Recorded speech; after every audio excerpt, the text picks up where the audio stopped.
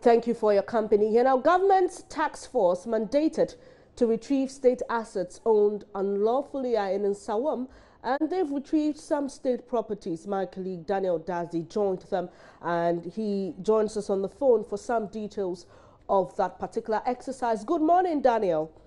Good morning, Bernard. What can you report? Bernard, the line is... Can you hear me, Daniel? Yes, it's better now. Yes, I'm asking, so these state properties that were retrieved, can you just tell us what exactly they are? Yes, well, it's still very unclear, but I believe you were asking about the vehicles the Assets Retrieval Task Force were out to get. Now, these were 6 vehicles in particular. When they left the offices and they were going to Nsawam, they were expecting to find 2 Ford Explorer vehicles, 1 Nissan Sentra, 1 Mitsubishi Pajero, and 2 Land Cruisers, 1 black, 1 white. They found 5 out of, these are 6 vehicles, they found 5 out of the 6. They also include a BMW saloon car, which is an armored car, a masked state protocol car. Very interesting one there. Now, they found 5 out of the 6 vehicles. The only one they did not find there was a white Land Cruiser. The yard itself, there in Oporikuma, had about 30 vehicles in there, so there were quite a number of cars there.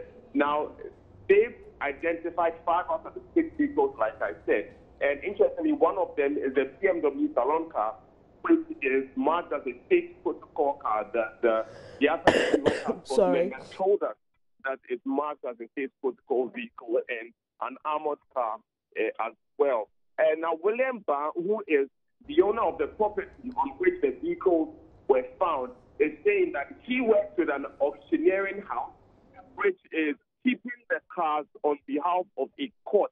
He's saying that all these vehicles have been confiscated by various courts, particularly here in Accra, because of debt retrieval cases.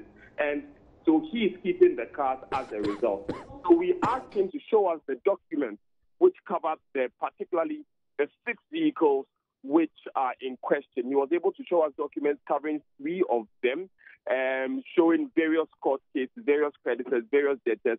But when we asked him about the BMW salon car in particular, he refused to show us, telling us that the 3 he's shown us are enough.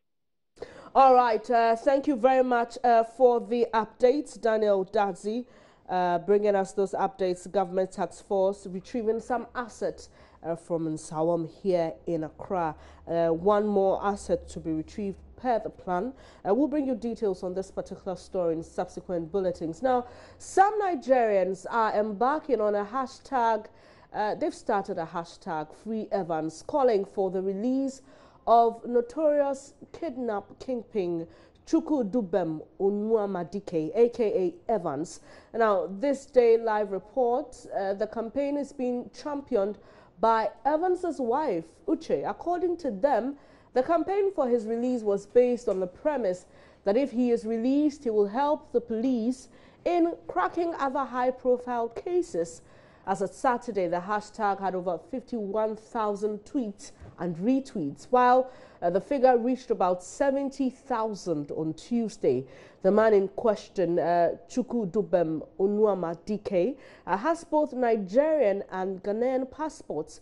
Nigeria's Inspector General of Police, Ibrahim Putun Idris, has therefore urged authorities in Ghana to be wary of the activities of criminal elements who exploit loopholes in the country's security network to perpetrate crime.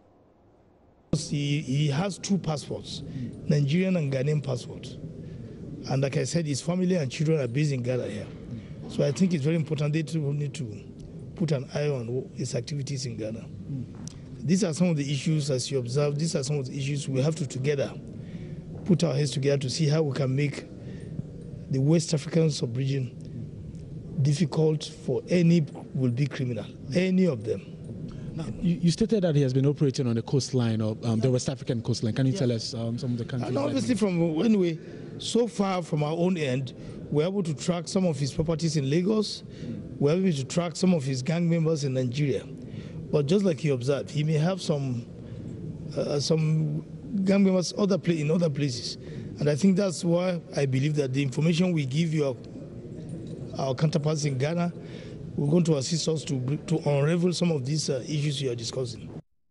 Let me say, AKA Evans was arrested 2 weeks ago in Nigeria. And this is a fugitive that we believe was, introduced a different novel idea of this kidnapping. He brought all his family to be based in Ghana while he stays in Nigeria and be kidnapping people. And when he kidnaps, his what do you call it? His price tag are always in dollars. $1 million, 50 million naira, 120 million naira. Those are that's why in Nigeria they refer to him as a billionaire kidnapper. Now we sought to find out from Nigerians living and working in Ghana what they make of Chukwudubem's activities and how they think it will affect them. The Nigerian story I'm hearing concerning the issue that not that I'm afraid. The only thing that is a shameful thing to me, but for you to have a brother as a criminal. We hear about the matter.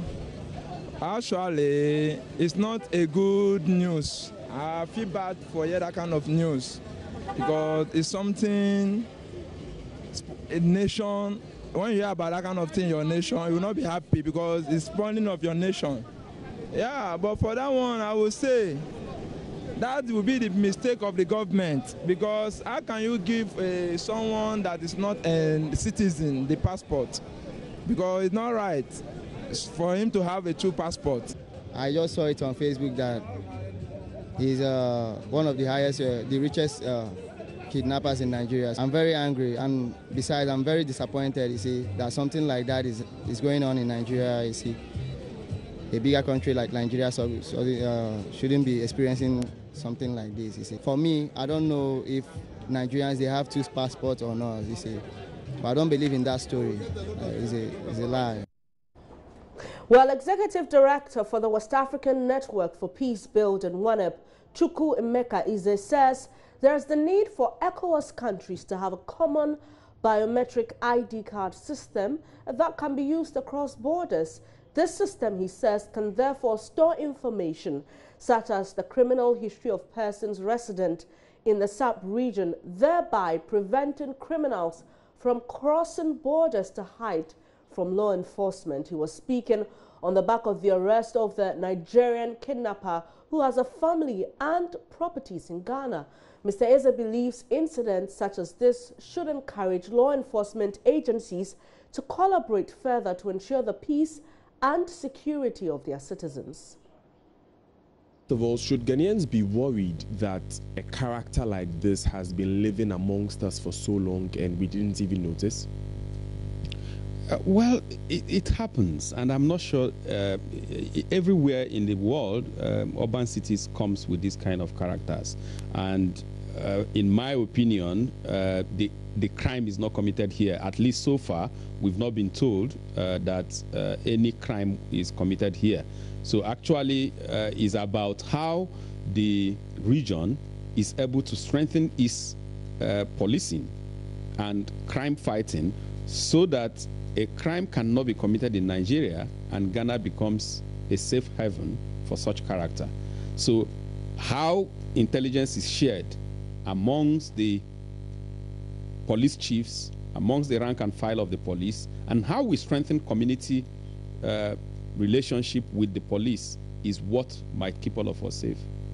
Now, beyond sharing of security, if you come to Ghanaians and Nigerians living among each other, there have always been some questions with regards to the business sector, for instance, where Ghanaians have been complaining that in some sectors of our economy, Nigerians or foreigners generally are penetrating.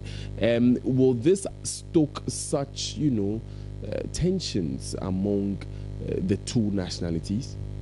I really don't think so. I think there are basic laws that exist in Ghana, and including laws that guide operations of businesses and what foreigners should not venture into, and to the extent they can get involved in local business. And to that extent, if you go beyond that, and I'm sure that when you want to go into business, these are all spelled out. So when you go beyond that, the law will take its own course. It's not just about Ghana. If you go to Nigeria, I'm sure they have regulations about business. I think what is important is that we should not allow this kind of elements, few in number, less than 1% of the entire region, to undermine the good intentions of the ECOWAS integration agenda. Because ECOWAS, in the first place, is founded on the premise of regional economic integration and growth. And in this instance, they are looking for growth that is even. In other words, if Nigeria is growing in its economy, the advantage of the population of Nigeria should rub off on Ghana and rub off on Benin. A lot of people have argued that in order to increase the level of trade within the West African region, we need to even have a rail that cuts across Accra, Benin, Lome, and Lagos. And in that instance, you are allowing our people to trade even at the lower level, okay? Because not everybody can afford flight tickets to bring in their goods and services. And if you do that, you will be amplifying the tenets of the ECOWAS integration. And that's exactly how Europe is fashioned. Somebody can move from France to, from Paris to The Hague just to watch a football match, you know. And once that is done, the person begins to feel that I belong to the same community, okay? But in our own instance, even travel challenges alone affects the integration process. So do acts like this threaten this integration process we are seeking? Yes, and therefore we need to adopt the same approach. The same approach of a community that can do business is the same approach that we need to adopt in terms of fighting crime and criminality.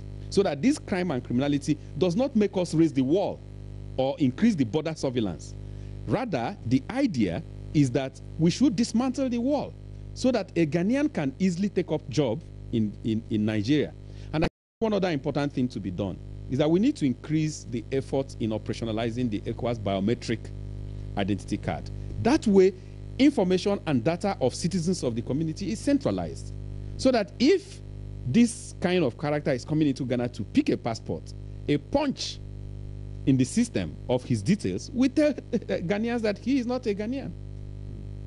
So away from the angle of this issue being a Ghana-Nigeria issue, for Ghana individually, this is the second time in recent times that someone who was perpetrating crimes in another jurisdiction came to find a safe haven here, had family, had property. Recently, there was a British drug dealer who married into a very high-profile family, and it happened